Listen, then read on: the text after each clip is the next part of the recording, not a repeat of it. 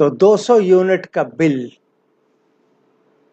3000 روپے، 201 یونٹ کا ہو جائے تو 8000 روپے، صرف 1 یونٹ بڑھنے پر 5000 روپے۔